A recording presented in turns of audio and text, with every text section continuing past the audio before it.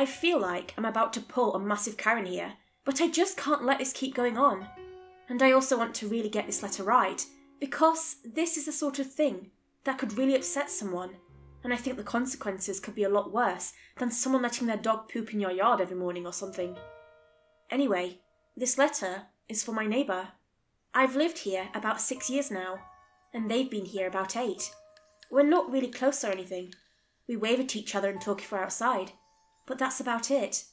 I've spoken with the wife more than the husband, so I think I'm going to deliver the letter to her because, well, I don't think I feel comfortable talking to her husband anymore. Not after what happened a few nights ago. I'm trying to be a good neighbour and work this out between us, but I also know sometimes a letter can come off wrong, and maybe I'm being a little bit too paranoid here, but I also kind of feel that it's justified. I just want this in front of some people that can help out and will be sympathetic, you know? And also, while you're reading or listening to this, please don't assume that I'm an idiot. Something is very obviously wrong here, but I'm trying to sound as non-threatening as possible for obvious reasons. Anyway, sorry for the rambling. Here's the letter. Dear Blanc.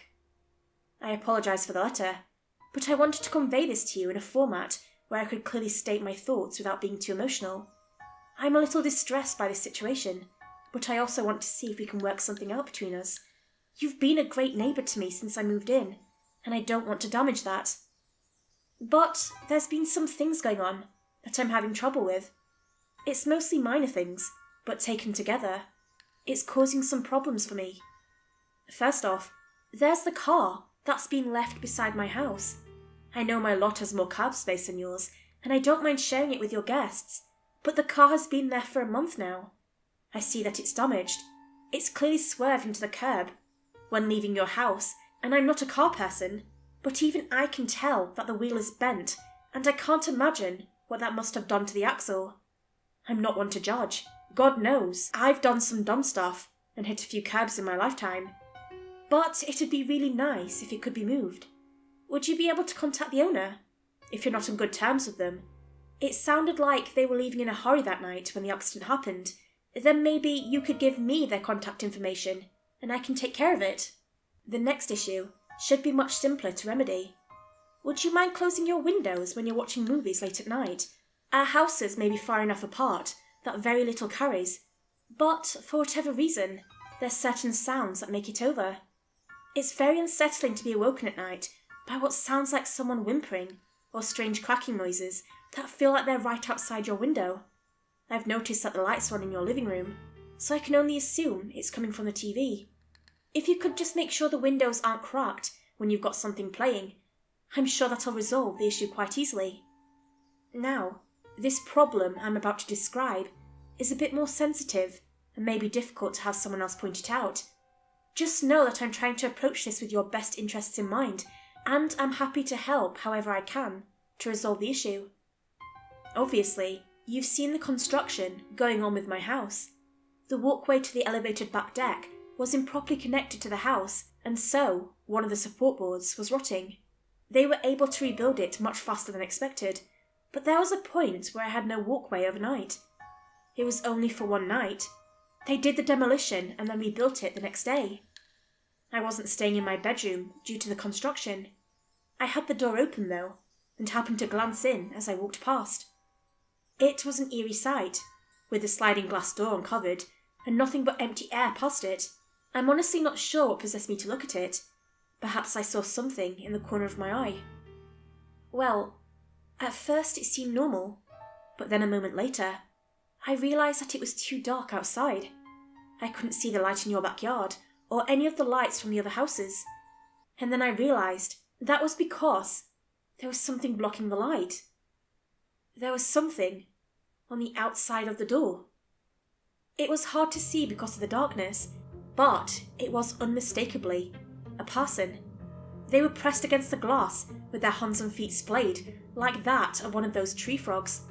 I could see the individual toes, stretched apart further than should be possible for a human. I don't remember any other distinguishing features because, well, I was so shocked it was like my mind went blank. I just stood there in the hallway, staring at it, and then realised something else. Its mouth was open. Except it wasn't just open. Its chin was stretched all the way down to its chest. I could see white teeth resting between where the collarbones should be. I wish I'd looked at more of the face, just to be certain of who it was, but my gaze was fixed on its mouth. I was paralysed with fear. Its head was bobbing, like a leaf in a stream, and I realised that there was a tongue protruding from that vast gaping pit that was its throat. It was licking the window. I'm sure I don't have to justify what I saw to you. I'm sure you'll believe me.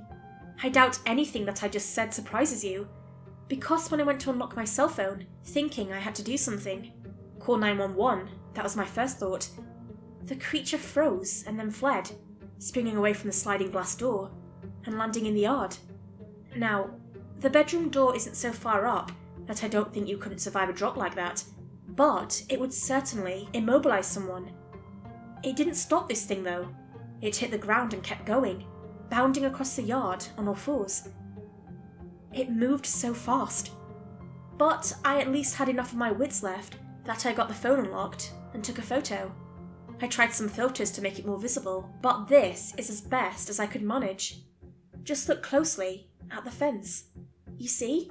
You can see the fence at the edge of the yard, and I snapped the photo right as it was climbing over.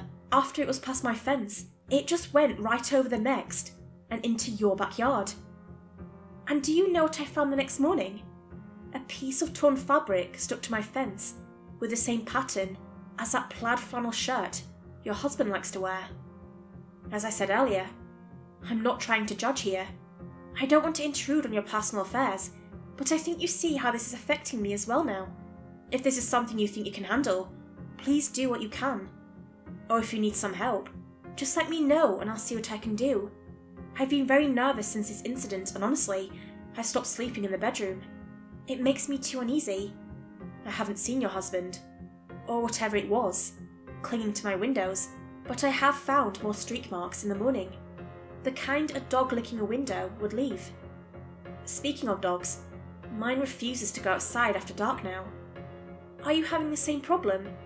I haven't seen yours in a while, but I think he might have dropped some of his toys near the fence. My dog carried a bone inside yesterday, and I'm not sure where he got it from. I haven't bought him many bones that size, not since the butcher's shop went out of business last year. I can't believe the tooth marks on it.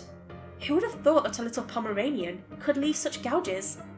Anyway, I'm guessing it was your dog that dropped it, so if any of his toys are missing, please let me know and I'll look through the yard for them. Thanks so much for reading this. If you'd like to talk through it in person, just flag me down when I'm outside working on the yard this weekend. Or you can just drop a letter in my mailbox. That's fine too. I really hope we can find some solutions to all of this. All the best. Blanc. If you could all just let me know if this is too passive-aggressive, or too aggressive, or honestly, anything that could possibly escalate the situation, I'd really appreciate it. I don't see a lot of other options. There's nothing off enough that would warrant calling the police out for. I mean, they'd show up and maybe talk to them, but I cannot possibly see them getting a warrant to search the house over some loud movies and an abandoned car. So maybe this will spur my neighbour to take action on whatever is happening, or at the very least, get her to reach out for help if she's not a willing participant in whatever is going on. I don't know. I feel like I'm grasping at straws, which is why I really want some folks to look this over. I'm thinking I'll drop it off in the morning, after her husband leaves for work, wait until after dinner to see if I get a response, and then just take the dog and go stay with my parents overnight.